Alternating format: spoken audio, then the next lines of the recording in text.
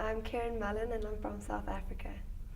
I'm a junior and my major is physical education. I like the competitive side of swimming way more than training. Like I love racing, like I love the exhilaration that it gives off, and like I'm very competitive, so obviously love the competitive side.